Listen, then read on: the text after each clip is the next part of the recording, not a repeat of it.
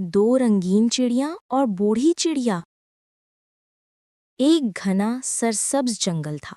वहां फूलों की खुशबू हर सिमत बिखरी हुई थी। दरख्तों पर रंग बरंगी चिड़ियां चहक रही थीं। उन्हीं में एक बूढ़ी चिड़िया रहती थी। उसके परों का रंग मांद पड़ चुका था, आंखों में रोशनी कम थी और वो ज्यादा उड़ नहीं सकती थी। मगर वो जंगल के सब परिंदों की माँ जैसी थी। हर कोई उससे प्यार करता, उसके पास आकर कहानियां सुनता, मशवरे लेता। इसी जंगल में दो निहायत खूबसूरत चिड़ियां भी रहती थीं, चुन्नू और मुन्नू। चुन्नू के परों में नीला और सब्ज रंग झलकता, जैसे आसमान और पत्ते उसके साथ खेलते हों। मुन्नू के परों पर सुनहरा और लाल रंग था, जैसे सूरज उसके कंधों पर बैठ गया हो। दोनों चिड़ियां नई, जवान और शौक थीं। वो हमेशा गीत गातीं, दरख्तों के दरमियान दौड़ती फिरती और अपनी खूबसूरती पर नाज करतीं। लेकिन इन्हें बूढ़ी चिड़िया का साथ पसंद नहीं था। उन्हें लगता था कि बूढ़ी चिड़िया सिर्फ नसीहतें करती है और उनकी आज़ादी में रुकावट बनती है। एक दिन चुन्नू ने मुन्नू से कहा, हम हर रोज़ उसे खाना ढूंढने में मदद देते हैं, उसकी बातें सुनते हैं, मगर वो हमेशा हमें सिखाती रहती है, ऐसे उड़ो, ऐसे मत करो। क्या हमें अपनी मर्जी से जीने का हक नहीं? मुन्नू ने हंसते हुए कहा, बिल्कुल, वो तो खुद उड़ भी नहीं सकती, हमें क्या सिखाएगी? कल से हम अपनी दुनिया खुद बनाएंगे। दूसरे दिन सुबह दोनों चिड़ियां बूढ़ी चिड़िया के पास गईं। माँ जी, आज हम जरा दूर जाएंगे, नए दरख्त देखेंगे, नया घोंसला बनाएंगे।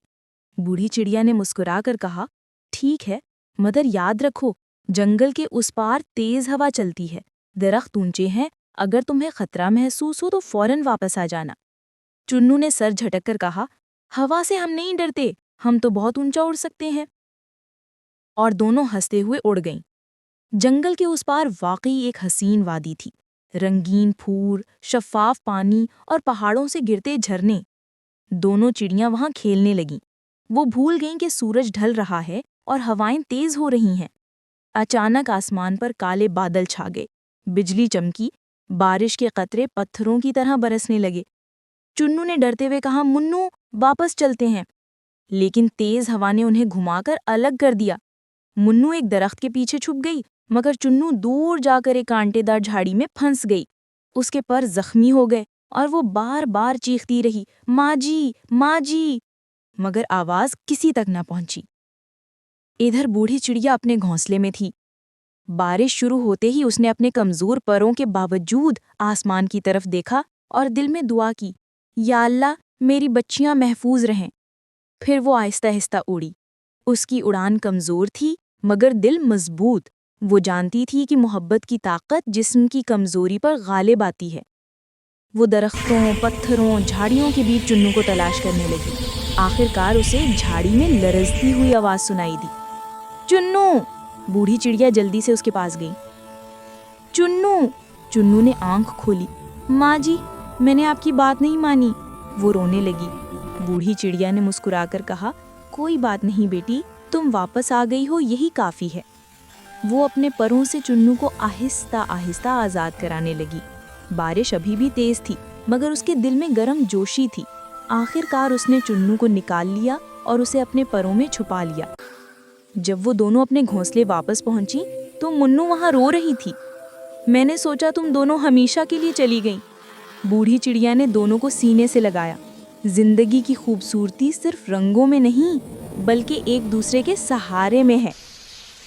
अगली सुबह जब सूरज निकला तो चुन्नू और मुन्नू ने बूढ़ी चिड़िया के सामने सर झुका दिया। माँ जी, हमें माफ कर दो, हमने गुरूर किया। हमें लगा कि ताकत ही सब कुछ है, मगर असल ताकत तो तजर्बे और मोहब्बत में है।